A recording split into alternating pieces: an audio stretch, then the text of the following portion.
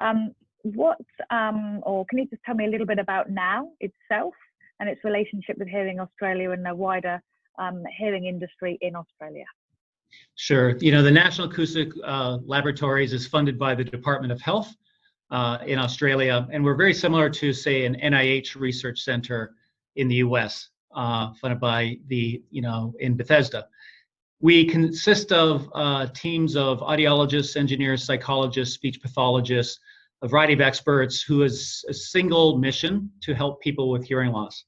So all of our research is focused on making an impact, not just publishing the paper. We do that, that's very important, but what's more important is that the research that we do gets out into the real world, whether that's through technology we develop, whether that's through protocols that we develop that clinicians take up, recommendations for healthcare, better insight into the needs of those with hearing loss.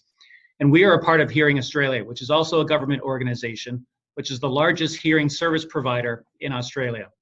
There are about 600 clinics across Australia. They provide about a quarter of the hearing aids to all adults. And Hearing Australia provides 100% of the hearing healthcare services to pediatrics. So NAL plays a very important role in guiding Hearing Australia and how to provide the best hearing healthcare. So it's a terrific relationship where we can learn about the needs of patients and clinicians to drive our research. And then when we test ideas, we can go to the network, to the clinics, and work with the clinician to test to see if those ideas work. And if we come to a solution, whether that's an important diagnostic tool or whether that's clinical recommendations for care, we roll that out across the whole network of 600 clinics, over 800 audiologists. And we have done that over the past couple of decades, where the state of pediatric hearing healthcare, which leads the world in Australia, a lot of the approach that they take are recommendations through the research that NAL has done. Okay, fantastic. So what I'm hearing loud and clear there, Brent, is it's about impact, and it's about research meeting academia or research meeting industry. Could you tell us a little bit about the actual role itself and where it sits in the structure of NAL? Right. So the role for head of the pediatric hearing loss is one of the leadership roles within NAL. So they have responsibility for the whole pediatric hearing loss research portfolio. And so there's an opportunity to form what is the future of pediatric hearing loss, not only at NAL, but around the world, because of the work that we do does tend to have an impact worldwide. So whoever comes in is going to sort of stand on the shoulders of the legacy of Teresa Chang and Harvey Dillon and others who have done such great work over the past several decades, but forge new ground. Try to figure out what is 21st century hearing loss research, pediatric research, develop new ideas, new approaches, building new teams. And so that's an important part of who they'll be. They'll also be a leader within this organization, helping to set their strategic objectives for all of NAL.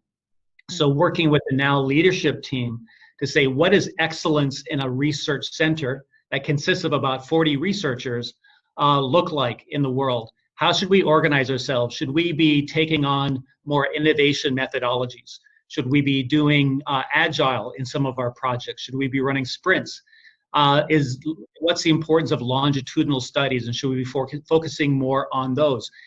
There's a lot of ways that we could go in the research that we do. I rely on the leadership team to help set our strategies in the direction for the future, and whoever comes in will play a very important role in setting NAL's future. Wonderful, thank you. And just finally, is there anything else that you'd like to say about the opportunity itself or the team itself to any prospective people who might be interested in applying for this role?